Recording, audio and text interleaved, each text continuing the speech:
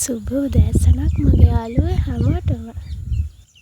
කුඹුර හාලා, පෝරු ගාලා, ඇලවල් කපලා, වීත් ඉහළම ඔන්න ඉතින් කුඹුර වැඩත් ඉවර වුණා. දැන් තියෙන්නේ කුඹුර බලා ගන්න වැඩේ. ඉතින් මම ඇවිල්ලා ඉන්නේ ඒකට තමයි. ඉතින් ඒ අතර මට හිතුණා ඔයාලා වෙනුවෙන් පුංචි වීඩියෝ එකක් අරන් එන්න. මම හිතුවා ඔයාලත් කැමති ඇති මේ සුන්දරත්වය බලන්න, මේ පරිසරයේ හඬට ඇහුම්කන් දෙන්න ගොඩක් කැමති වෙයි කියලා හිතුණා. ඉතින් දැන් වෙලාව නම් ඇවිල්ලා 7:00යි. දැක්ක නේද? එයාලා නම් අපිටත් කලින්ම වැඩ පටන් අරගෙන.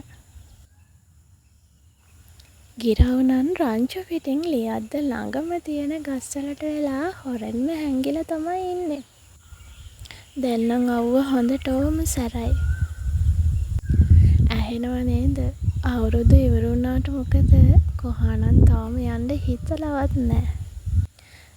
ඔය වටින් ගොඩින් ඇහෙන සද්ද බද්ද ටිකත් අහගෙන මේ පරිසරයේ සුන්දරත්වයත් විඳගෙන මේ හරියට වෙලා ඉද්දි හිතට පුදුම සැනසීමක් තමයි ලැබෙන්නේ. එහෙනම් ඉතින් ගිහින් එන්නම්කෝ. ඊට කලින් කියනවා මේ වීඩියෝ එක බලද්දී ඔයාට මොනවද දැනුනේ?